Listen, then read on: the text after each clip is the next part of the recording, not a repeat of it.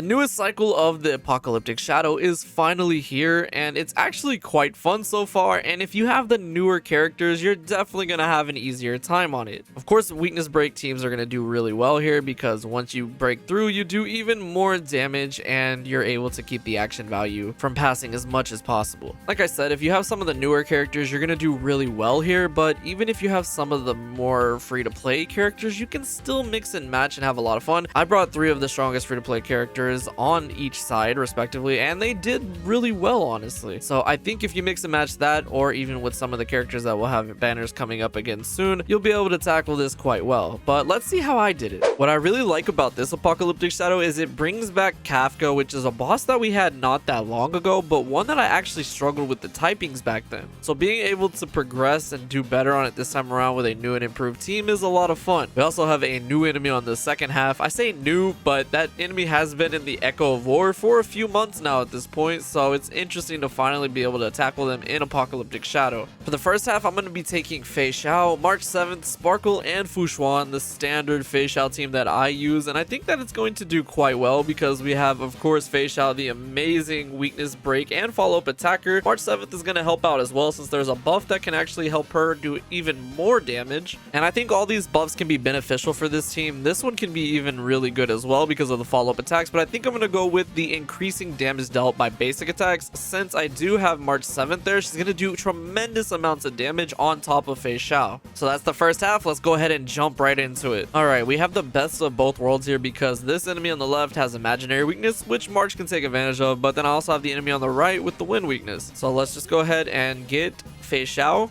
going right away. And before I pop ult, I'll just go ahead and make sure that I apply March 7th there just for that buff. So I think I'm going to do things a bit differently this run. I'm going to focus all one enemy real quick just so I can go ahead and get it out the way. So like for instance, I'm going to go ahead and pop Fei Xiao here.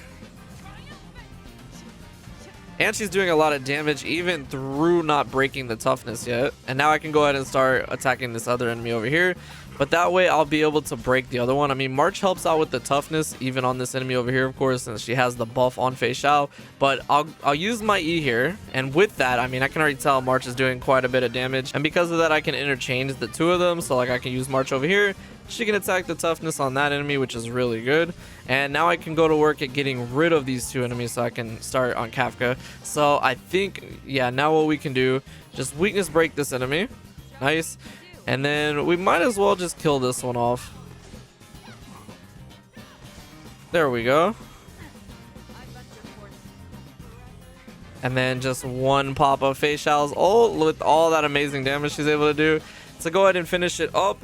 And then we'll use March 7th to weakness break here in just a sec. So I'm actually going to be able to see just how much March is going to contribute here with the enhanced basic, since now Kafka is broken. So what I'm going to do is I'm going to go ahead and pop Sparkle.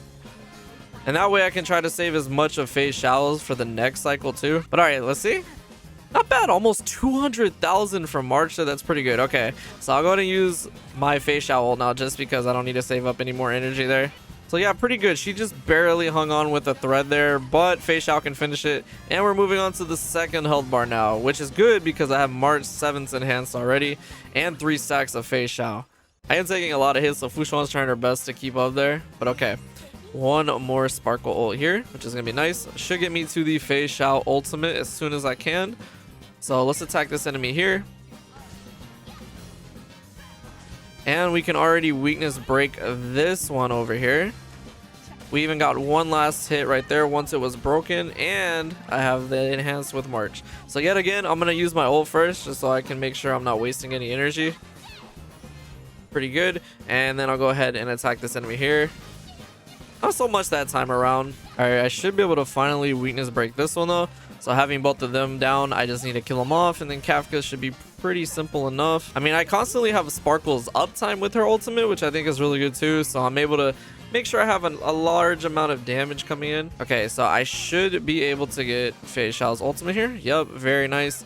But what I think I'm going to do is I will kill off this enemy with March, and then I'll go ahead and use Fei Xiao for the other side. Oh my gosh, she does so much damage. Sparkle really amplifies her damage a lot.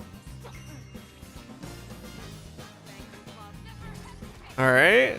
There we go. And now Kafka is finally going to have her weakness revealed. So we're almost done. This run was okay, I think. I wonder if the follow-up attack buff would have been better because that extra damage. I feel like March's output isn't as high as I thought it would have been. All right, there we go. So I can break through with Facial. That's going to give us another ult, and that'll pretty much take care of it. Yeah, but this is definitely a lot easier than when Kafka was here before and we didn't have Facial. Like, I'm definitely having an easier time for sure. So let me go ahead and just pop that, and we will finish it with just around 1300. So I think I wouldn't give March the buff if I wanted to go a little higher, but one last hit, 505,000 to finish the first node. Not too bad. Let's move on to the second half now. For the second half, we have this enemy here, which is going to have all the typings that we're bringing pretty much. Fire, imaginary, and with Firefly there, you know she's going to take advantage of that quite well. And because of that, I'm going to be taking the Firefly break team with Ron May, Harmony Trailblazer, and Gallagher. That double fire typing is going to be helpful as always. And even though we do get a shield from this enemy, Gallagher's healing is going to be extremely useful and actually kind of required in some instances. And again, we have some really good buffs here. This one isn't going to necessarily help me out, and also increasing the break effect. I think that's what I'm going to go with for this one, just so I can have even more damage output. Yeah, let's go ahead and jump into node 2 and see how the Firefly break team does. All right, so if you've played against this boss before in Echo of War, you'll know that it's kind of interesting. Now, unlike there, I feel like it is of course a lot tougher, but what I'm going to be doing for the most part is focusing these little enemies so that I can get as much weakness break potential, not going after the main enemy, of course. Now, the thing about Firefly is she is a blast attacker, not an AoE, but that can still be very helpful. Even though Rappa could like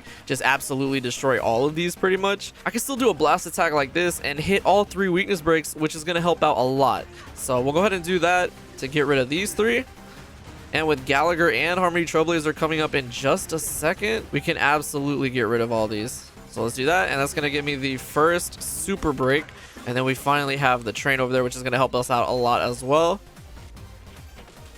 There we go. Nice. Okay, and we can get to Gallagher. So I don't think I'm going to get enough energy from my basic attack. That's pretty much what we're going to be doing for the whole run, is just making sure that I use my attacks to get rid of the smaller ones, which then in turn gets rid of the weakness on the main enemy tremendously as well. And that's building us up a large shield, as you can see from all this, which is going to be really good. So because the way that Firefly works, I do more damage on the one in the middle. What I think I'll do is I'll try to weakness break the littler ones on the side, and then I can come in like this. This might be enough to actually weakness break it all the way. I was very close, actually, very close. I just hope whoever gets sealed. Yeah, okay, that, you know, that's fine enough. I will take that, I suppose. So now we can finally break through the weakness bar of the main enemy, just like so, and we get our ultimates back, which is really good. It is a little unfortunate that Gallagher is sealed, because his damage output, it would help out so much right here, but that's okay. We have everybody else, and because I got our ultimates from actually weakness breaking, even though Firefly is about to leave the combustion state, hopefully Firefly can make up for that damage we're missing out on Gallagher right now, especially because we do get another turn right away with her, because I have her at that high speed amount. Even so, like, this enemy has a lot of HP, man. Like, they gave him so much HP, it feels like.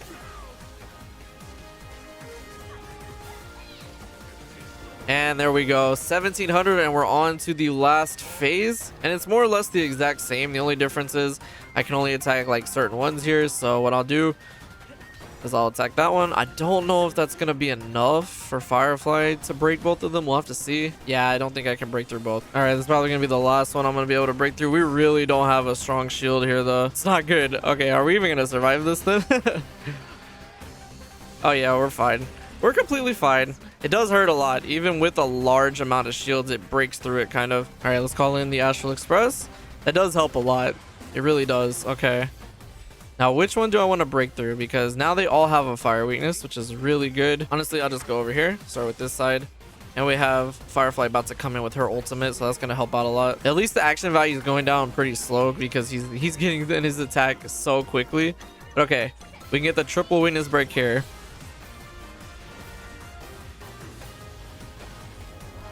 Nice. Okay, yeah, he's almost broken through. Again, it's not really gonna matter much. I think you need like close to what, 4 or 5k, otherwise he's definitely breaking through it.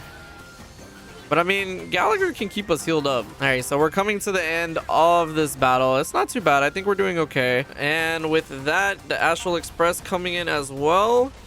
He should be broken all the way through. There we go. So that is that.